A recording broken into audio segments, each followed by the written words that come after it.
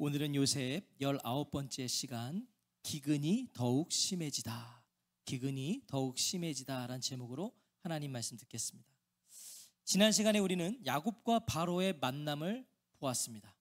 야곱과 바로의 만남. 바로는 야곱과 그의 일가에게요, 고센이라는 큰 지역 내에서도 그 고센 땅에 거하게 했잖아요. 그 고센 땅에, 그 고센이라는 큰 지역에서도 가장 좋은 곳인 라암셋 거주를 허락해요. 라암셋. 그게 11절 말씀이잖아요. 요셉이 바로의 명령대로 그의 아버지와 그의 형들에게 거주할 곳을 주되 애굽의 좋은 땅 라암셋을 그들에게 주어 소유로 삼게 하고. 자, 라암셋, 고센에서도 가장 좋은 땅을 줬어요. 자, 그리고 이어지는 게 오늘 본문입니다. 그런데 시작부터가 심상치 않아요. 오늘 본문은 시작부터가 13절 보시면 기근이 더욱 심하여 사방에 먹을 것이 없고 애굽 땅과 가나안 땅이 기근으로 황폐하니. 기근이 더욱 심하여라고 해요. 여기서 이 더욱, 그러니까 더욱 이러니까 우리는 이전보다 기근이 더 심해졌다 이렇게 의미가 전달되지만 원어로 보면 그런 의미가 아니에요. 그런 상대적 의미가 아니에요. 더 이전보다 심해졌다, 상대적 의미가 아니라 이건 절대적 의미입니다. 이런 거예요. 기근이 인간의 상상을 초월할 정도로 심각했다. 그러니까 우리가 가늠할 수 있는 기근이 아니었다는 거죠. 초월했다. 심하여, 이 심하여는 이런 의미예요. 사람들이 기근의 무게에 짓눌려서 고통에 시달렸다. 기근이 얼마나 심했으면 그 무게에 인간들이 짓눌렸다는 거예요. 기근에. 그것도 어디예요? 사방에. 어디에도 이 기근을 피할 곳이 없었다는 거죠. 애굽과 가나안만이 아니라 인근의 모든 땅에 이 기근이 강타한 겁니다. 모든 것이 황폐해져서요, 정말 땅에 풀 한 포기조차 남지 않은 거예요. 풀 한 포기조차. 하지만 애굽에는 요셉으로 인하여 곡식이 있었습니다. 애굽에는 우리가 알고 있잖아요. 7년의 풍년 동안 7년의 흉년을 준비했기 때문이었어요. 이제 정말 모든 사람이 곡식을 얻기 위해서는 누구를 찾아와요? 요셉을 찾아오기 시작하는 거죠. 이제 곡식을 얻으려면 요셉을 찾아올 수밖에 없는 거예요. 모든 사람들이. 14절이죠. 요셉이 곡식을 팔아 애굽 땅과 가나안 땅에 있는 돈을 모두 거두어들이고 그 돈을 바로의 궁으로 가져가니. 자, 문제 드립니다. 이때의 화폐는 무엇이었죠? 당시의 화폐는 뭐였어요? 윤석열 선생님, 은 한 건가요? 금이요? 금은 아니에요. 제가 1부 때도 이 질문을 드렸거든요. 근데 우리 이동국 지사님이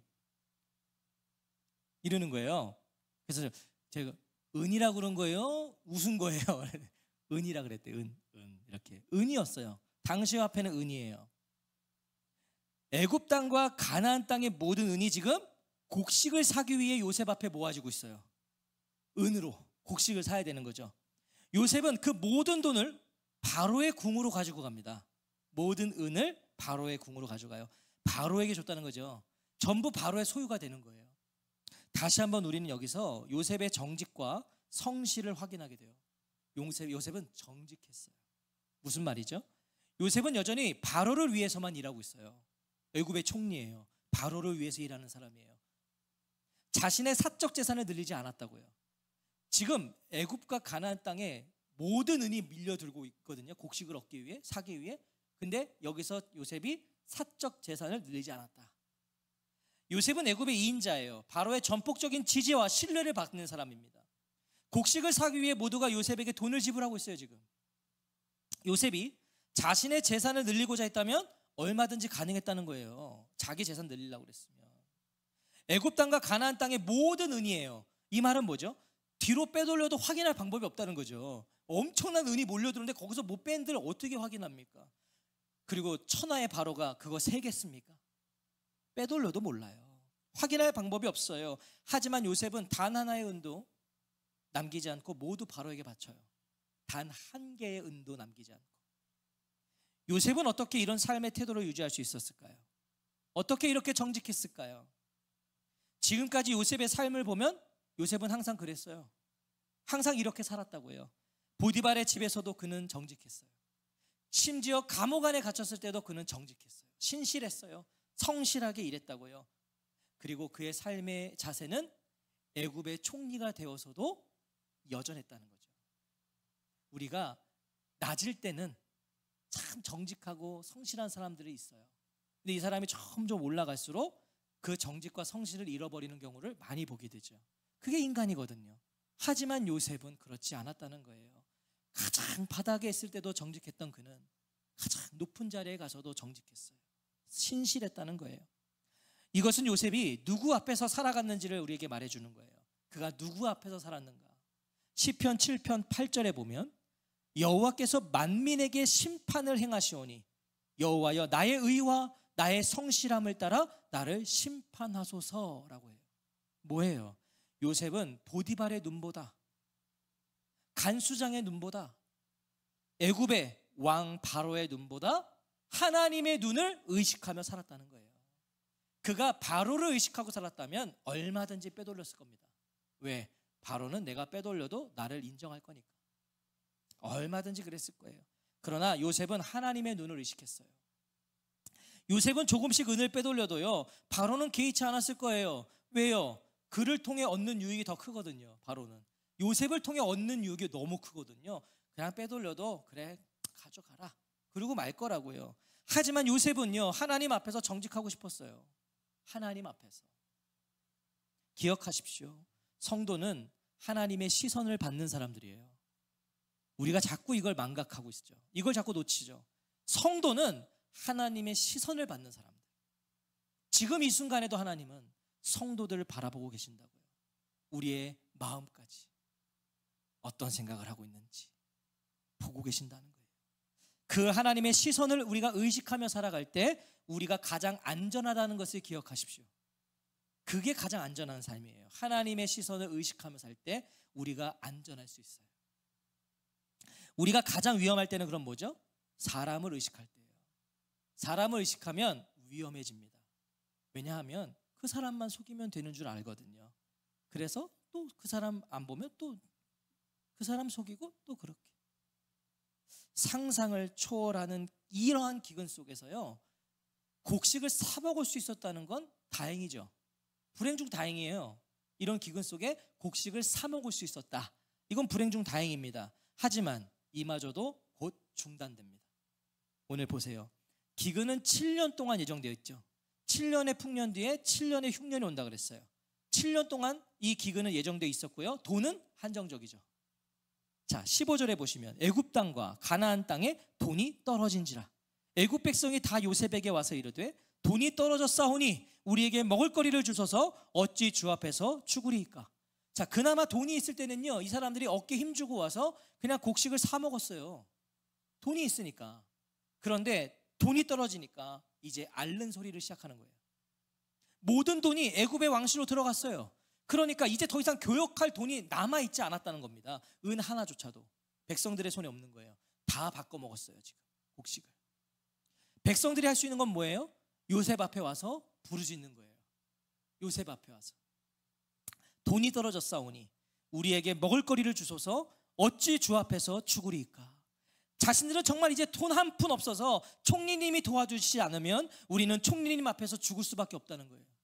우리 안 도와주면 이제 우리는 여기서 죽을 수밖에 없습니다. 다급함을 토로해요. 이건 무슨 의미입니까? 살 수만 있다면 뭐라도 하겠다는 거죠. 우리가 살 수 있다면 뭐라도 하겠습니다. 요셉이 불쌍히 여겨서요, 살 길을 제시해줘요. 16절에 보시면 요셉이 이르되 너희의 가축을 내라. 돈이 떨어졌은즉 내가 너희의 가축과 바꾸어 주리라. 가축으로 곡식을 바꾸어 주겠다는 거예요. 요셉이. 돈이 없어? 그래, 그럼 이제 가축을 가져와. 그럼 곡식을 줄게. 백성들은요, 기다렸다는 듯이 가축을 이끌고 요셉에게로 모여들기 시작해요. 17절이죠. 그들이 그들의 가축을 요셉에게 끌어오는지라. 요셉이 그 말과 양떼와 소떼와 나귀를 받고 그들에게 먹을 것을 주되 곧 모든 가축과 바꾸어 그 해 동안에 먹을 것을 그들에게 주니라. 자, 오늘 이 말씀을 잘 보시면 백성들이 지금 얼마나 절박했는지를 먼저 알 수 있죠. 가축으로 곡식 바꿔주게 했더니 전부 다 가축을 끌고 오는 거예요. 왜? 그 외에는 방법이 없으니까. 요셉은요, 말과 양과 소와 나귀를 받고 곡식을 줘요. 자, 분명 말과 양과 소와 나귀의 가치는 달랐을 겁니다. 그렇잖아요. 어떻게 말하고 나귀하고 가치가 같을 것이고 소와 양의 가치가 어떻게 같았겠냐고요. 등급이 있죠. 하지만 요셉은 그것과 상관없이 백성들에게 곡식을 줬다는 겁니다. 이 말은 뭐냐면 닭 한 마리를 가져와도 먹을 수 있게 해준 거예요. 요셉은 가축을 갖고, 소를 갖고 와야 더 많이 주고 뭐 이게 아니라 가축을 닭 한 마리만 가져와도 먹을 수 있도록 해줬다는 거예요. 17절 하반절을 보시면요, 그 해 동안에 먹을 것을 줬다 그래요. 요셉이 그 해 동안에 먹을 것을 줬다. 가축을 갖고 오면 계속해서 먹을 것을 줬다는 거예요. 그 해 동안에. 그리고 18절을 보시면 그 해가 다 가고 새 해가 되매라고 되어 있어요. 자, 머릿속에 잘 정립하셔야 돼요. 17절에 그 해 동안에 가축을 갖고 오면 먹을 것을 줬고, 그 다음에 18절은 그 해가 가축을 가져오면 먹을 것을 줬던 그 해가 지나고 새 해가 됐다는 거죠. 그리고 23절을 보시면 바로 그 새해에 요셉이 종자를 주면서 그 종자를 땅에 뿌리라고 해요. 자, 이건 뭘 말해주는 거예요? 17절에 그 해는 기근이 시작된 지 6년째 되는 해였어요. 그리고 그 다음 해가 됐죠. 새해가 됐어요. 18절에서. 이 새해는 그럼 뭐예요? 7년째 되는 마지막 해인 거죠, 지금. 그래서 이제 종자를 땅에 뿌릴 수 있었던 거예요. 종자를 주면서 뿌리라 그런 거예요. 왜? 이제 기근이 끝나니까. 자, 18절은요, 이제 가축도 남지 않았다는 거예요. 한 해 동안, 그 해 동안 가축으로 다 곡식을 바꿔 먹었어요.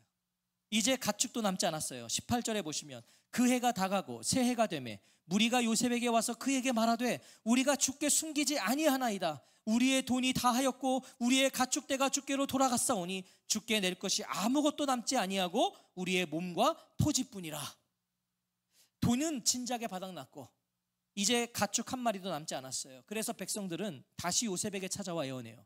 또 찾아오는, 왜? 다른 방법이 없잖아요. 요셉밖에 없거든요, 방법이. 찾아와서 애원해요. 세번역 성경을 보니까요, 이 부분을 더 실감나게 번역해놨어요. 이 세번역 성경을 제가 한번 읽어볼게요. 돈은 이미 다 떨어지고 집짐승마저 다 어른의 것이 되었으므로 이제 어른께 드릴 수 있는 것으로 남은 것이라고는 우리의 몸뚱아리와 밭대기 뿐입니다. 어른께 무엇을 더 숨기겠습니까? 몸뚱아리밖에 안 남았다는 거예요. 이제 자기들이 몸뚱아리. 저는 이런 표현이 참 우리 성경에도 기록되었으면 좋겠어요. 몸뚱아리밖에 안 남았다, 밭대기밖에 안 남았다. 이건 뭐예요?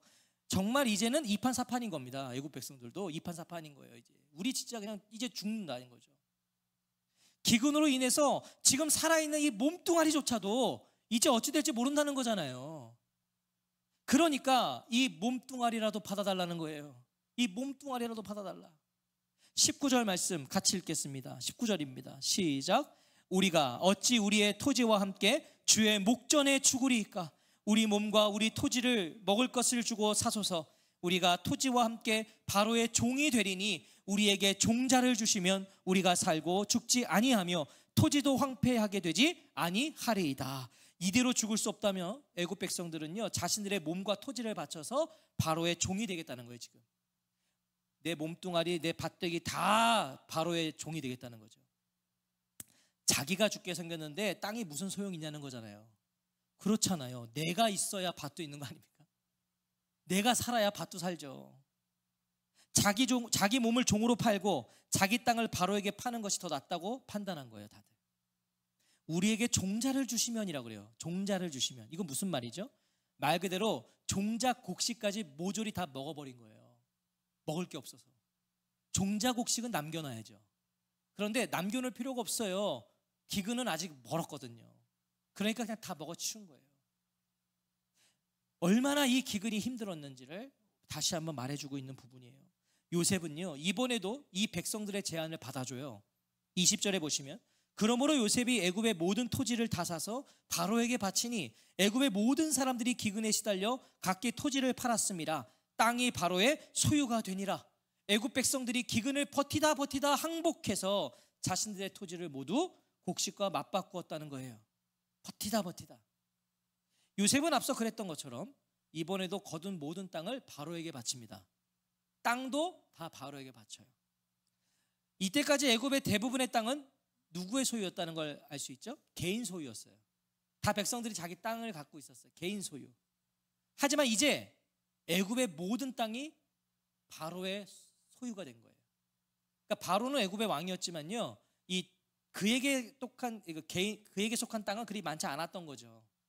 이제 근데 다 바로의 땅이 됐어요.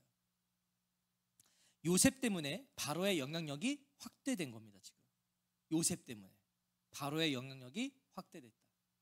21절은 요셉이 애굽 땅 이곳 이 끝에서 저 끝까지의 백성을 성읍들에 옮겼으나 라고 되어 있어요. 이건 무슨 말이냐면 요셉은 단순히 곡식을 파는 것에만 집중하지 않았다는 겁니다. 그냥 단순히 곡식을 판매하는 일에만 집중한 것이 아니라 효율적 행정을 한 거예요. 어떤 효율적 행정이죠? 곡식을 저장한 성읍들로 백성들을 이주시킨 겁니다. 자, 창세기 41장 35절에 보면 이렇게 말씀하고 있어요. 그들로 장차 올 풍년에 모든 곡물을 거두고 그 곡물을 바로의 손에 돌려 양식을 위하여 각 성읍에 쌓아두게 하소서. 7년의 풍년 동안 양식을 걷어서 각 성읍들에 쌓아놨단 말이죠. 그러니까 지금 요셉은요, 곡식을 구하기 위한 백성들의 이동 거리를 지금 줄여주고자 한 거예요. 그러니까 그 앞서서 곡식을 쌓아놨던 성읍들로 백성들을 이주시켰다. 거기 가까이 있으라는 거죠. 왜냐하면 계속 곡식은 타 먹어야 되는데, 사 먹어야 되는데 계속 멀리서 온 사람들은 그게 쉽지 않잖아요. 그러니까 행정력으로 다 성읍들로 이주시킨 겁니다. 곡식이 있는 곳으로.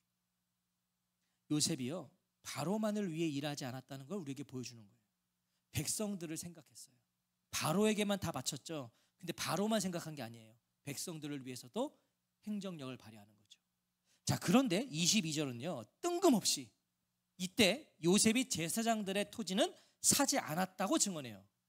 사실 이거 뭐 없어도 되는 내용인 것 같은데 굳이 제사장들의 땅은 사지 않았다. 여기서 이 제사장들은요, 당연히 애굽의 여러 신들을 섬기는 이방 제사장들이에요. 우상 숭배자들. 애굽에서 이 제사장들은요, 그렇기 때문에 고관들로 임명이 되었어요. 높은 자리. 뭐 이방 나라니까 이방신 섬기는 제사장들을 아주 대우를 잘했겠죠. 바로의 후한 대우를 받았습니다. 이 제사장들은 먹고 사는데 문제가 없었어요. 이렇게 제사장들은요, 바로에게 녹을 받았잖아요. 녹을. 그 말은 뭐예요? 기근에도 그들은 녹을 받았다. 땅을 팔 이유가 없는 거예요. 이 제사장들은 땅을 팔아서 곡식을 살 이유가 없는 거죠. 불행 중 다행이라는가 이게요. 자, 이게 왜 불행 중 다행입니까? 자, 보세요. 생각해 보세요.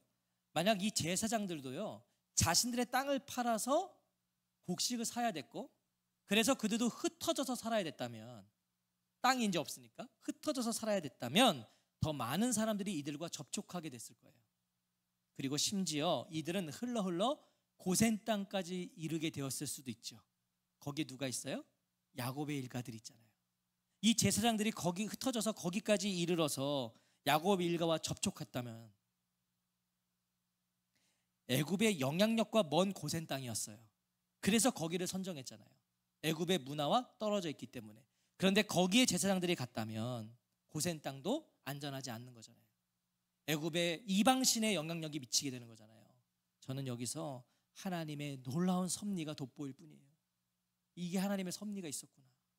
그들을 그냥 묶어두시는 거죠. 그들은, 제사장들은 그 영향력이 미치지 않도록. 요셉이 바로에게 몸과 토지를 판 백성들에게 말하여, 이 바로에게 몸과 토지를 판 백성들에게 말하죠. 23절에 요셉이 백성에게 이르되 오늘 내가 바로를 위하여 너희 몸과 너희 토지를 샀노라. 여기 종자가 있으니 너희는 그 땅에 뿌리라. 자, 이제 몸과 땅을 샀어요. 이제 이들은 다 바로의 종이 된 거죠. 그리고 그들에게 종자를 주고 뿌리래요. 뭐예요? 이제 기근이 끝나가고 있어요. 종자를 심어도 되는 거죠. 그리고 이제 모든 백성은 뭐가 된 거예요? 소작농이 된 거예요. 소작농. 할당된 밭에 종자를 심어야 됩니다. 이제 할당된 밭에. 행정력을 발휘한 요셉은 이제 세금 정책까지 세워요. 이제 소작농들이니까 밭에서 일을 하고 세금을 바쳐야 될 거 아닙니까? 이제는 소작농이니까 세금 정책을 세우는데, 모든 것을 바로에게 판 애굽 백성들이 이것은 앞으로 이제 어떻게 살아야 하는지를 준비해 준 거였어요. 그럼 너희들은 이제 다 바로에게 줬는데 너희들은 이제 어떻게 살아야 되냐면 이렇게 사는 거야. 세금 정책을 세워준 거죠. 24절 같이 읽겠습니다. 시작. 추수의 5분의 1을 바로에게 상납하고 5분의 4는 너희가 가져가서 토지의 종자로도 삼고 너희의 양식으로도 삼고 너희 가족과 어린 아이의 양식으로도 삼으라. 곡식을 거둔 것에서 추수한 것에서 5분의 1을 바로에게 바치래요. 자, 이건 무슨 말이죠? 요셉의 세금 정책은요, 정액세가 아니었다는 거예요. 정률세였어요. 자, 정액세는 뭐예요? 납세자의 소득이나 그 밖의 사정에 관계없이 일정한 금액을 거둬들이는 거죠. 그러니까 무조건 덜 버든 덜 버든 똑같은 금액을 다 내라는 거예요, 세금으로. 그러나 정률세는 뭐예요? 과세 대상의 소득과 자산에 따라서 일정한 비율에 부과하는 세금 정책이에요. 그러니까 지금 그거잖아요. 곡식을 거둔 것에서 다 다를 거 아닙니까? 곡식을 거두는 게 많이 거둔 사람도 있을 거고 적게 거둔 사람도 있는데 그냥 그 거둔 것에서 5분의 1을 바로에게 바쳐라, 이렇게 말하고 있는 거예요. 저마다 다른 백성들의 사정을 헤아려 준 겁니다. 자, 자신의 수확의 5분의 1을 바로에게 바치고 나머지는 종자와 가족을 위해 사용하래요. 5분의 4는 너희들이 사용해라. 당시 이런 종자 이자율은요 40% 가까이 되었다고 합니다, 당시에. 그런데 지금 요셉은 20%죠. 매우 관대한 세금 정책을 펼친 거예요.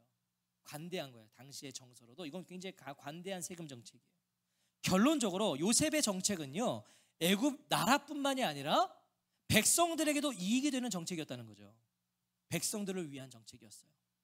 자, 하지만 지금부터 잘 보세요.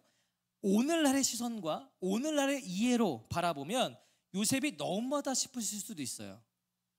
이렇게 생각할 수 있잖아요. 7년의 풍년 동안 잘 준비해둔 곡식을 7년의 흉년 동안 그냥 나눠줄 수는 없었는가? 그냥 백성들을 위해서 좀 나눠줄 수 없었는가?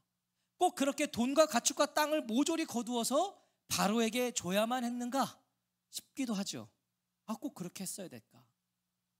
하지만 이런 생각은 말 그대로 오늘날의 생각이에요. 자, 기근을 몰라서 하는 생각이, 우리가 기근을 몰라서. 당시 애굽과 인근 전역에 들이온 이 기근은요 무엇을 소유하며 내가 뭘 누리며 지날 수 있는 기근이 아니었어요. 내 거 지키며 지날 수 있는 기근이 아니었어요. 그 정도의 기근이 아니라고요. 내 거 누리면서 지날 수 있는 기근이 아니었다고요. 이때의 기근은 오직 생존만을 목표로 삼아야만 지날 수 있는 기근이었다고요. 생존의 위협을 받는 기근. 실제로요 이런 기근 앞에서 돈이 무슨 소용이 있을까요? 아니, 곡식이 없는데요 내 옆에. 돈이 있으면 뭐 할 것이고, 가축을 내가 가지고 있으면 뭐 합니까? 그 가축 다 굶어 죽을 텐데. 가축을 먹일 수 있는 그게 없다니까요. 땅은요 쩍쩍 갈라지는 땅 가지고 있으면 뭐 할 겁니까? 지금 그 정도의 기근이에요. 내가 쥐고 있어봐야 가축은 다 죽어버릴 것이고요, 땅도 다 쩍쩍 갈라져 죽어버릴 거라고요, 다. 하지만 바로에게 가면 가축도 땅도 살 수 있었어요. 바로에게 가면 가축도 살아요, 땅도 살아요. 보세요, 바로가 요셉에게 한 말을 기억하세요? 바로가 요셉에게 이런 말을 했었어요. 6절에 보시면 애굽 땅이 네 앞에 있으니 땅의 좋은 곳에 네 아버지와 네 형들이 거주하게 하고 하되 그들이 고센 땅에 거주하고 그들 중에 능력 있는 자가 있거든. 그들로 내 가축을 관리하게 하라. 자, 이건 무슨 말이에요? 기근 중에도 바로의 가축은 관리를 받았잖아요. 바로의 가축은 고센 땅에서 관리를 받고 있었다고요. 기근 중에도. 백성들이 판 가축들은 모두 바로의 소유가 됐죠. 관리를 받고 있는 거예요. 왜? 이제는 다 바로의 가축이니까. 다 팔았잖아요, 바로한테. 그럼 바로가 그 가축들 관리하는 거예요. 다 살 수 있단 말이죠, 그 가축들이. 다 기근 속에도 그 가축들이 살 수 있는 거예요, 바로에게 가면. 그래서 요셉은 모질다 싶을 정도로 거두고 또 거둔 거예요. 요셉은요. 이유는 하나예요. 모든 것을 그는 살리고자 한 것이었어요. 가축들을 살리고 싶었어요. 그러려면 바로에게 팔아야 돼요. 살리는 것보다, 생명보다 중요한 건 없잖아요. 살리는 게 중요한 거잖아요. 애굽 백성들의 고백이 이걸 우리에게 증언해 줘요. 애굽 백성들의 고백을 보세요. 25절에 그들이 이르되 주께서 우리를 살리셨사오니 우리가 주께 은혜를 입고 바로의 종이 되겠나이다. 요셉의 정책에 대한 백성들의 평가예요. 부정적인가요? 아니죠. 매우 긍정적이에요. 백성들이 자신들의 생존에 대해 감사하고 있어요. 기꺼이 바로의 종이 되겠다고 그래요. 자기들이 자발적으로 바로의 종이 되겠습니다. 왜요? 왜 이렇게 말할 수 있었죠? 모든 걸 다 바쳤죠. 이 백성들이 모든 걸 다 바쳤어요. 왜? 내 몸뚱아리까지 바쳤잖아 이제. 그런데 자기들이 죽지 않았어요. 세상적인 세속의 가치관으로 보면 모든 걸 바치면 나는 죽어요. 맞나요? 내가 그래서 쥐고 있는 거잖아요. 내가 살아야 되니까 내가 쥐고 있는 거예요. 근데 이 당시 애굽 백성들은 다 바쳤는데 살았어요. 죽지 않았다고요. 그리고 앞으로도 살 길이 열렸어요. 밭이 할당됐고 거기서 세금만 내고 내가 먹을 수 있다는 거예요. 살 길이 열렸단 말이죠. 놀라운 하나님의 섭리가 보이시냐고요. 요셉은 자신의 애굽행이 하나님이 앞서 보낸 것이라고 했었어요. 형제들에게 하나님이 나를 앞서 보낸 겁니다. 왜? 하나님이 왜 앞서 보냈어요? 창세기 45장 5절에 보면 당신들이 나를 이곳에 팔았다고 해서 근심하지 마소서, 한탄하지 마소서. 하나님이 생명을 구원하시려고 나를 당신들보다 먼저 보내셨나이다. 요셉을 하나님이 애굽으로 보내신 이유는 생명을 살리기 위해서였어요. 그래서 가족들의 생명을 살렸죠. 하지만 결과적으로 요셉은 자신의 가족들, 야곱의 자손들만이 아니라 애굽과 온 땅의 생명을 살리고 있는 거예요. 지금 생명을 살리고 있어요. 26절은 이런 요셉의 기근 정책이 애굽의 토지법이 되었다고 증언합니다. 요셉은 기근을 잘 다스린 것뿐만 아니라 애굽 나라의 기틀을 세워준 거예요. 정책, 이 세금 정책을 통해 토지법을 만들었어요. 나라의 기틀을 세웠어요. 요셉이 애굽 토지법을 세움에 그 5분의 1이 바로에게 상납되나 제사장의 토지는 바로의 소유가 되지 아니하여 오늘날까지 이르니라. 오늘날까지. 이건 무슨 말이죠? 지금까지도 그 법이 유효하다. 이것은 이 본문이 기록될 당시에도 그 법이 유지되고 있었다. 이런 극심한 기근 속에서 요셉이 애굽을 어떻게 살렸는지를 증언한 후에 오늘 본문은 다시 야곱의 이야기로 돌아가요. 다시 야곱의 이야기. 27절이잖아요. 이스라엘 족속이 애굽 고센 땅에 거주하며 거기서 생업을 얻어 생육하고 번성하였더라. 애굽 사람들이 생존을 위해서 요셉과 함께 씨름하는 동안에 어떻게든 살기 위하여 몸부림치고 있는 동안에 야곱의 자손들은 고센 땅에서 생육하고 번성해요. 전혀 다른 삶이죠. 지금 전혀 다른 삶이에요. 그럴 수밖에 없죠. 바로의 가축은 폭발적으로 늘어났잖아요. 모든 백성이 가축 팔았잖아요. 곡식을 얻기 위해. 바로의 가축은 폭발적으로 늘어났어요. 그렇다면 그 가축을 돌보던 야곱 일가는 당연히 그만큼 삶이 좋아졌겠죠. 바로가 전폭적 지원했을 거 아닙니까? 그 늘어난 가축들을 돌보는 이 야곱 일가에게 얼마나 많은 것들을 투자했겠어요. 생육하고 번성하였더라.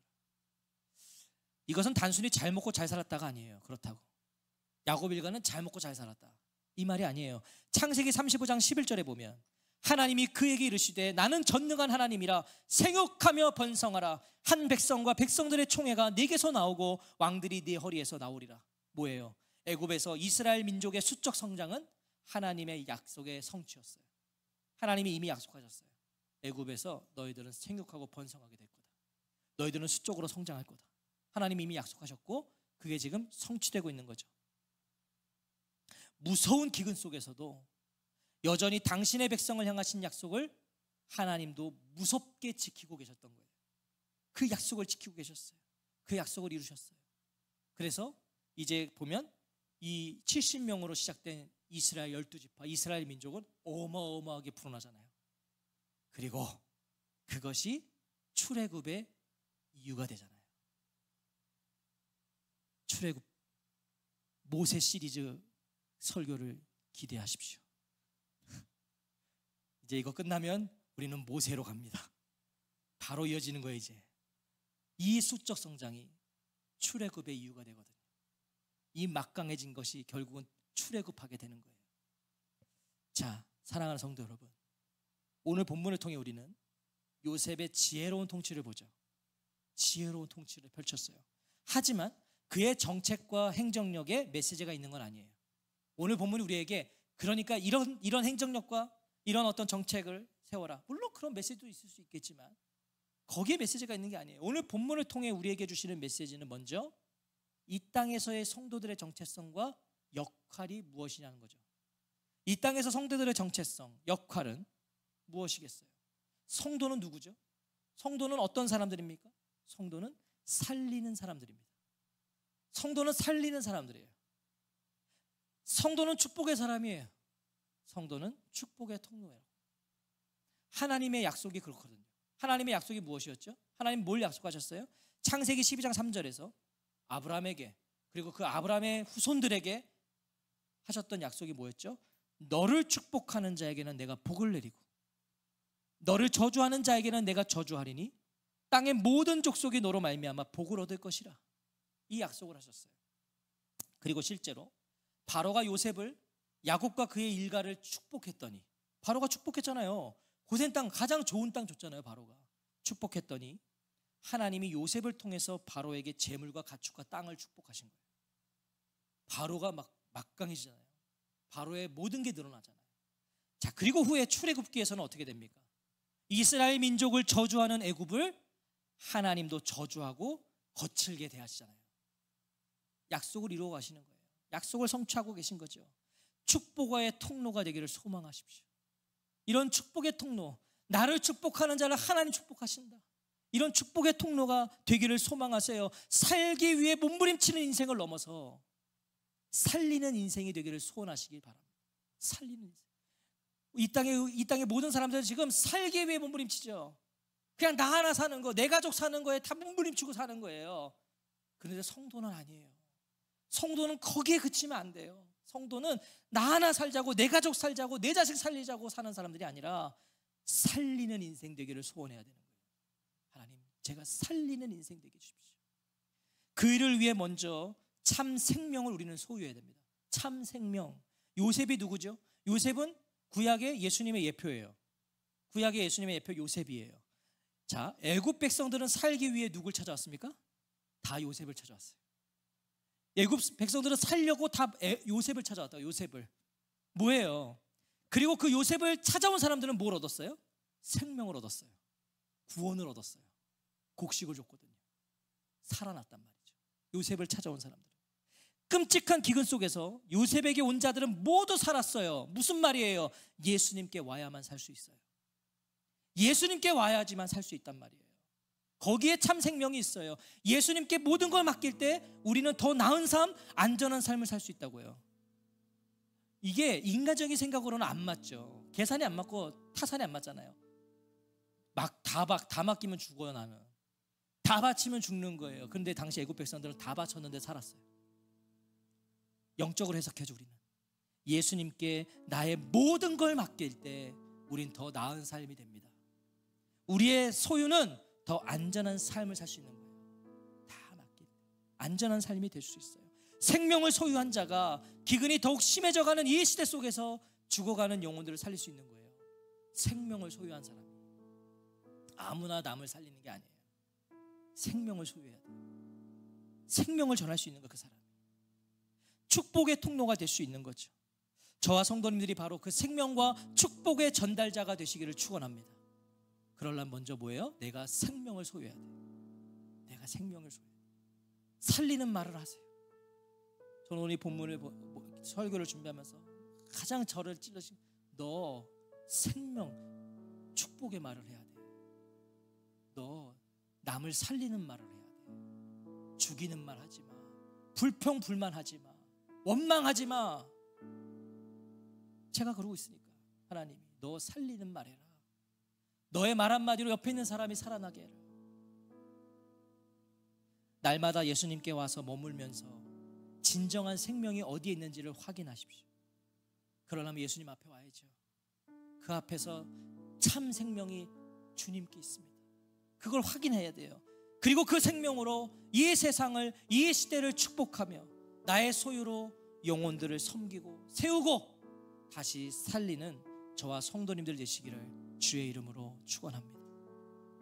살기 위해 몸부림치는 인생이 아니라 살리는 일을 위해 몸부림치는 인생 되십시오. 그게 우리의 부르심이에요. 우리 같이 찬양하고 기도하겠습니다.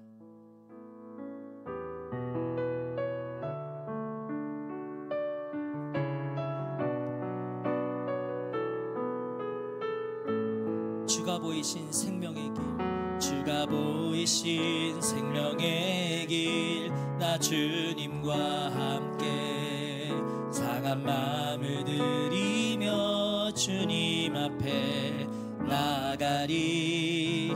나의 의로움이 되신 주 그 이름 예수, 나의 길이 되신 이름 예수.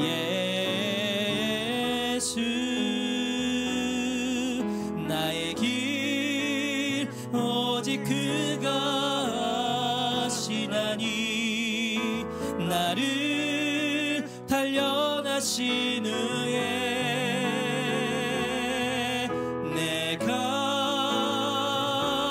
정금같이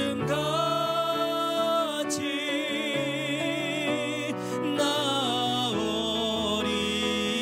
주가 보이신 생명의 길, 주가 보이신 생명의 길, 나 주님과 함께 상한 마음을 들이며 주님 앞에 나가리. 나의 의로움이 되신 주 그 이름 예수, 나의 길이 되신 이름 예수. 나의 길 오직 그가 하시나니, 나를 단련하신 후에 내가 정금같이 나오리. 나의 길 오직 그가 하십니다. 나의 길 오직 그가 하시나니, 나를 단련하신 후에 내가 정금같이